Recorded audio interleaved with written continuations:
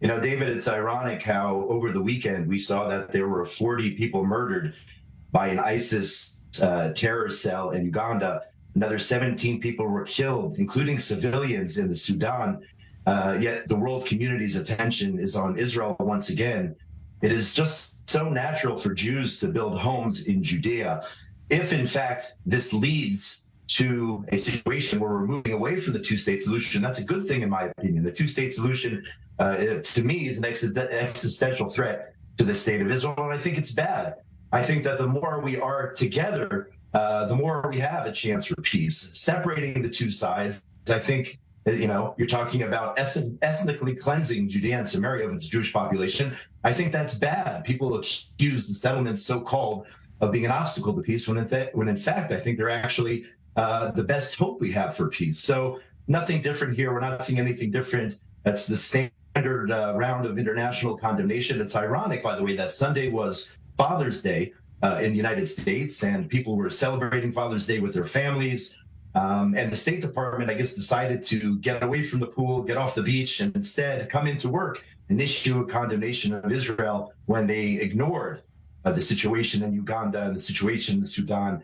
It's an obsession that we've seen now for many, many years, David. It's certainly a trigger issue for much of the international community. You know, whether they should or shouldn't be focusing on it, their eyes are all on us here. And look, despite, you know, look, I'm interested in following up a bit on what you're talking about where this all goes, because it's a hostile environment out there in the West Bank, especially for you and your neighbors living there. It feels untenable, you know, long term, to keep living amidst such threats. So among you, your Jewish neighbors in particular here, what's the long-term solution for peaceful life in the West Bank? It is the ancient Jewish heartland. I'll give you that here. Where's the future? Well, how much time do you have? I mean, you could spend hours and hours discussing the future of peace in Judea and Samaria. Look, the average Arab citizen, first of all, who lives in our areas, they just want to go to work like we do at the end of the day, make a living for their families, raise their kids. And the communities of Judea and Samaria provide more of an opportunity than the corrupt Palestinian Authority. So I would say that, you know, the future is that we are going to live on this land together, but we have to recognize that this is the state of Israel. This is the Jewish state. I believe in sovereignty. We should apply sovereignty to all areas in Judea and Samaria, starting with the Jordan Valley and, of course, Area C.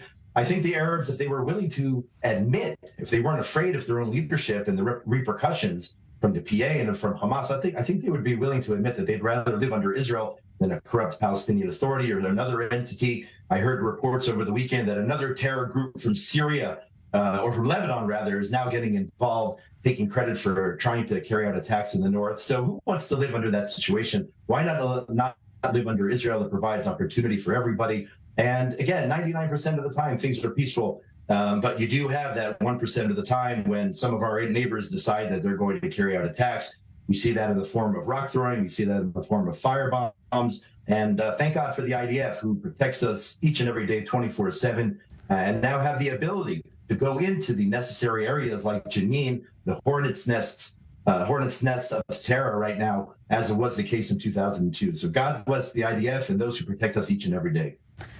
Here on that. You know, Josh Hasten, thanks for being with us. Interesting perspectives. Important to hear from you down in one of these largest of the Israeli communities in the West Bank. Thanks for joining us. Thanks so much.